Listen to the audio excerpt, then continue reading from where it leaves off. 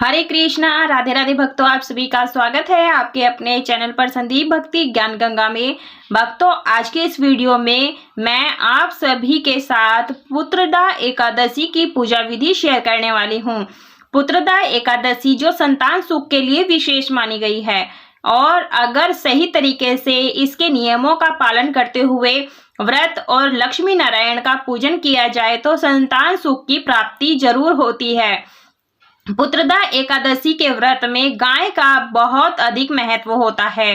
गौ माता के दूध का विशेष महत्व होता है। अगर आपके पास गाय का दूध उपलब्ध हो जाए तो बहुत अच्छी बात है, वरना गाय का गोबर, गाय का घी या गाय के दूध से बना कोई भी चीज आपको किसी भी रूप में मिल जाए तो आप उसका प्रयोग पुत्रदा एकादशी के पूजन में जरूर करें। पुत्रदा एकादशी साल में 2 बार आती है, एक पौष मास में और एक श्रावण मास में। और देखिए, अगर आप पुत्र की कामना से पुत्रदा एकादशी का व्रत करना चाहते हैं तो हो सके तो पति पत्नी दोनों दंपत्ति मिलकर के इस व्रत को रख कर इस पूजन को करें और आप चाहें तो साल की दोनों एकादशियों का व्रत धारण कर सकते हैं। तो देखिए, पुत्रदा एकादशी का हम पूजन करेंगे। तो देखिए, हमने लड्डू गोपाल की सेवा ली हुई है, तो हम गाय के देसी जो गाय का घी है उससे हम मालिश कर देंगे। तो देखिए, पुत्रदा एकादशी के दिन सुबह सवेरे स्नान आदि कार्यों से निवृत्त होने के बाद में साफ स्वच्छ वस्त्र धारण करें और सूर्य देव को अर्घ्य देने के बाद में आप अपने मंदिर में आकर के सिंपल साधारण सी पूजा कर ले। संकल्प लें कि आप व्रत कैसा करेंगे। तो पूजन के दौरान आप ओम नमो भगवते वासुदेवाय नमो नमः मंत्र का जाप करेंगे। मालिश करने के बाद में हम शुद्ध गंगा जल से जो मिला करके गंगा जल से अभिषेक करेंगे। तो देखिए, आप यह पूजन अपने घर के मंदिर में भी कर सकते हैं या अलग से चौकी लगा करके भी पूजन कर सकते हैं। तो देखिए, मैं यहाँ पर गाय के कच्चे दूध से अभिषेक कर रही हूँ। आप चाहें तो पंचामृत से भी स्नान करा सकते हैं। ध्यान रहे कि इसमें गाय का ही जो विशेष महत्व है उसका ही आपने वस्तु यानी घी, दूध, दही ये इस्तेमाल करना है। तो देखिए, स्नान कराने के बाद में हम टावल ले लेंगे। टावल से हम इनका अंग पोषण करेंगे। जो ये जल है आप तुलसी के गमले आदि में डाल देंगे, क्योंकि हमें इस जल को इधर उधर फेंकना नहीं है, नहीं तो पैरों में लगता है, पाप चढ़ेगा। तो हमें ऐसा कार्य नहीं करना है। तो देखिए, सावन में पुत्रदा एकादशी है तो हरे रंग का विशेष महत्व होता है। तो आप हो सके तो आप हरे रंग के वस्त्र पहनाएं, नहीं तो आप पीले रंग के पोशाक पहना सकते हैं। तो देखिए, जो ये हम श्रृंगार कर रहे हैं, जो भी आपके पास श्रृंगार उपलब्ध हो आप उससे श्रृंगार करें। फूलों से भी कर सकते हैं, मोतियों की माला से भी श्रृंगार कर सकते हैं, क्योंकि इस समय गर्मी है और थोड़ा चिपचिपा सा मौसम हो गया है तो बरसात की वजह से। तो आप हल्की फुल्की ड्रेस ही पहनाएं, हैवी ड्रेस ना पहनाएं, नहीं तो हमारे लड्डू गोपाल जी को परेशानी होगी। तो देखिए, हमने यहाँ पर बंसुरी दे दी है। इत्र की सेवा दे देंगे। आप चाहे तो पहले भी इत्र लगा सकते हैं। तो देखिए, हमारे लड्डू गोपाल जी बातों ही बातों में सज के संवर के अच्छे लग रहे हैं। कमेंट में जरूर बताइएगा कि हमारे लड्डू बाबू का श्रृंगार आपको कैसा लगा। और देखिए, बहुत ही प्रसन्न हो रहे हैं, खुश हो रहे हैं। तो हमें अपने लड्डू बाबू का इसी प्रकार से स्नान श्रृंगार करते रहना चाहिए प्रतिदिन। तो देखिए, हमें जो है यहाँ पर पूजन करना है। तो मैंने यहाँ पर चौकी ले ली है, चौकी के ऊपर पीला वस्त्र बिछाया है। और देखिए, एकादशी है, एकादशी में भगवान विष्णु जी को पीला रंग अत्यधिक प्रिय होता है, तो आप पीले रंग का प्रयोग अधिक से अधिक पूजा में करें। तो देखिए, मैंने यहाँ पर पीले फूलों का आसन लगा दिया है, अच्छी प्रकार से सजा दिया है। तो देखिए भक्तों, हिंदू धर्म में श्रावण पुत्रदा एकादशी व्रत को बहुत ही महत्वपूर्ण तिथि मानी जाती है। तो देखिए, अगर आप विशेष कामना के लिए व्रत पूजन कर रहे हैं तो इसमें आप कलश की स्थापना जरूर से करें। आप तांबे का, पीतल का, सोना चांदी का भी ले सकते हैं। उसमें चंदन से स्वास्तिक बनाएं, कंठ में कलावा बांध लें।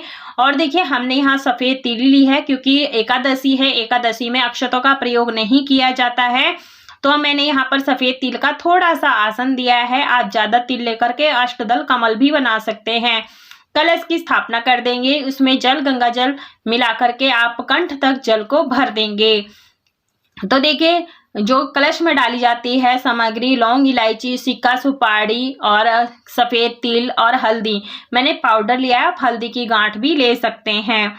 तो देखिए, जो हिंदी पंचांग के अनुसार प्रत्येक वर्ष श्रावण मास के शुक्ल पक्ष की एकादशी को श्रावण पुत्रदा एकादशी के नाम से जानी जाती है।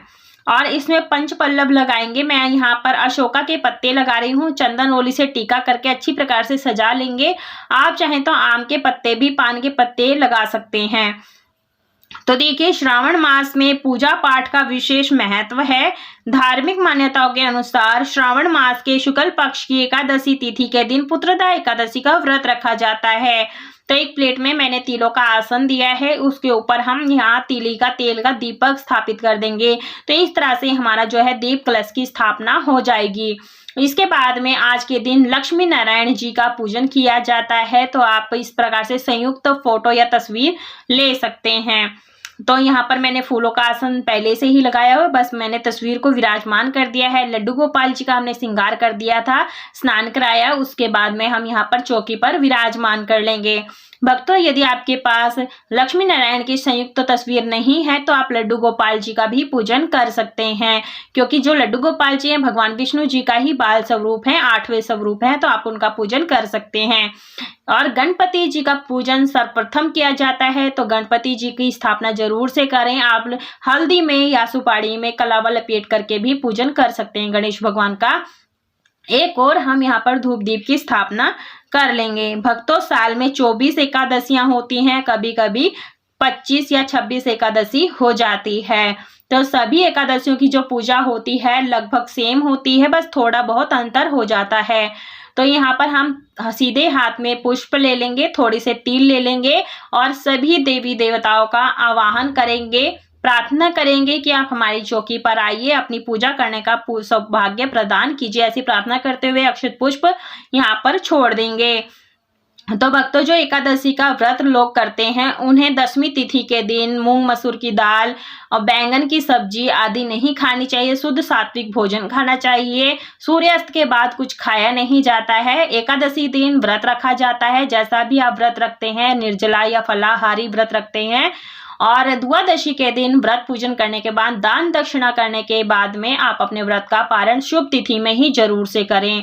तो जल का छींटा लगा करके हम शुद्धिकरण, पवित्रीकरण कर लेंगे। इस प्रकार से भक्तों, ऐसी मान्यता है कि श्रावण पुत्रदा एकादशी व्रत के दिन भगवान विष्णु की उपासना करने से निसंतान दंपतियों को संतान की प्राप्ति होती है और उनके जीवन में सुख एवं समृद्धि का आशीर्वाद प्राप्त होता है और जीवन में आ रही कई प्रकार की समस्याएं दूर होती हैं। इसके अलावा मनुष्य के समस्त पापों का नाश होता है और मरणोपरांत उसे मोक्ष की प्राप्ति होती है। तो हम यहाँ पर सभी को चंदन रोली से टीका लगा देंगे। माता महालक्ष्मी जी को सिंदूर का तिलक लगाएंगे। गौ माता का भी पूजन करेंगे। हो सके तो आप आज के दिन गौ माता को हरा चारा जरूर से खिलाएं और उनका आशीर्वाद जरूर से प्राप्त करें, क्योंकि गौ माता में 33 कोटि देवी देवता विराजमान रहते हैं। तो आप गौ सेवा जरूर से करें। सभी को अक्षत यानी सफेद तिली सभी को समर्पित कर देंगे और ओम नमो भगवते वासुदेवाय नमो नमः मंत्र का जाप जरूर से करते रहिएगा। भक्तों, श्रावण पुत्रदा एकादशी व्रत के दिन भगवान विष्णु को तुलसी की माला अर्पित करने से कार्य क्षेत्र में उन्नति के नए अवसर प्राप्त होते हैं। यदि आपको तुलसी मिल जाती है ज्यादा से ज्यादा तो आप तुलसी की माला जरूर से अर्पित करें। तुलसी की माला कैसे बनाई जाती है इसका वीडियो मेरे चैनल पर आ चुका है, आप वहां जाकर के भी देख सकते हैं। लिंक मैं आपको डिस्क्रिप्शन में डाल दूंगी। वस्त्र रूपी कलावा हमने इत्र लगा करके सभी को समर्पित कर दिया है। गणेश भगवान को दूर्वा और गुड़हल का फूल, जो भी आपको फूल मिल जाते हैं वो समर्पित जरूर से कीजिएगा।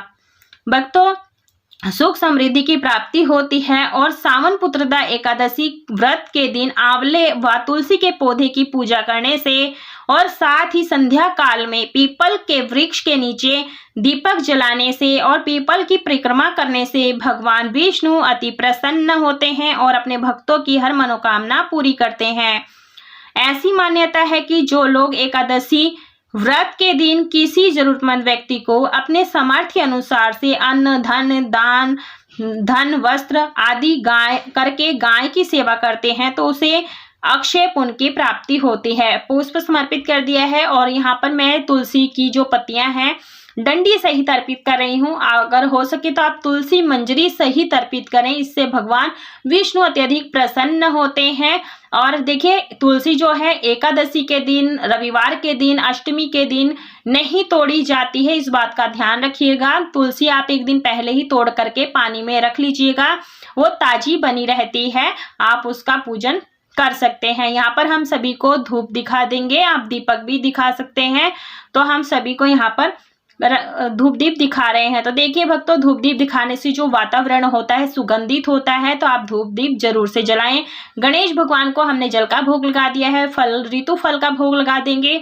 भक्तों जो ये व्रत होता है फलाहारी व्रत होता है, तो इसमें अन्न का भोग नहीं लगाया जाता है, इस बात का ध्यान रखिएगा।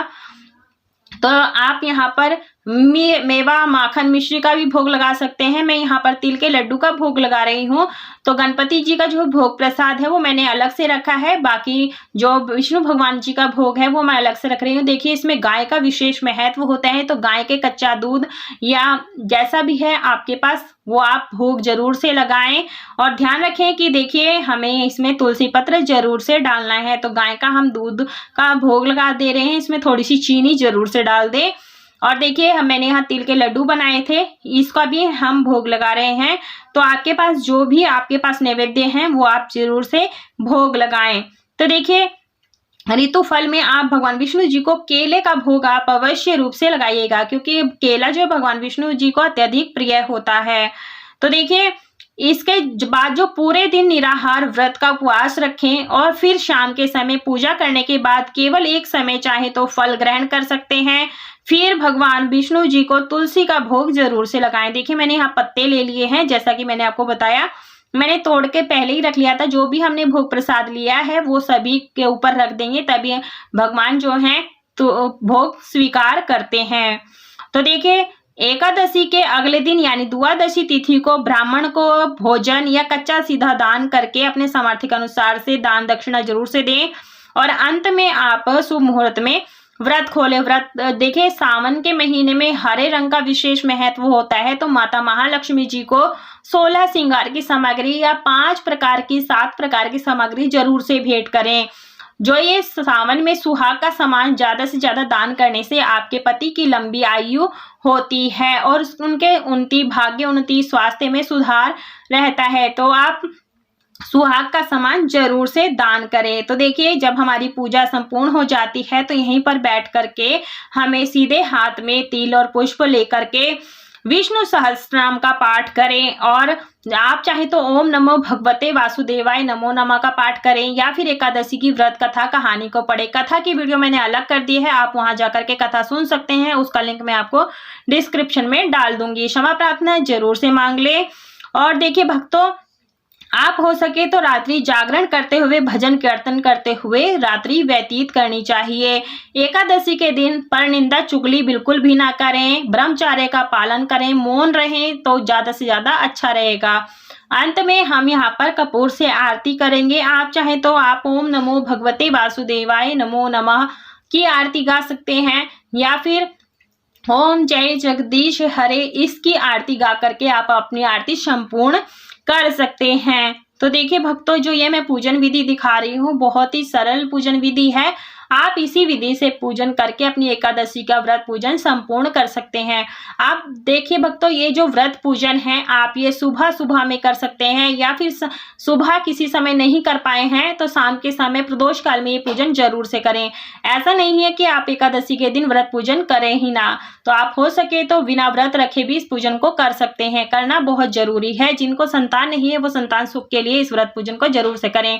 यहाँ पर हमने आज हाथ में जल लेकर के सभी चीजों को मिनस दिया है। 3 बार मिनसने से ये होता है भोग प्रसाद भगवान सह स्वीकार कर लेते हैं। क्षमा प्रार्थना जरूर से मांग लें। दक्षिणा आप अपने सामर्थ्य के अनुसार से कम या ज्यादा रख सकते हैं, जो कि हमें दान करना होता है। चौकी का विसर्जन हमें सेम डे नहीं करना है, नेक्स्ट डे यानी द्वादशी के दिन करना है। फूल पत्तियों का विसर्जन करना होता है। आई होप आपको पूजा विधि पसंद आई। वीडियो को लाइक शेयर सब्सक्राइब जरूर करें। कमेंट में राधे राधे।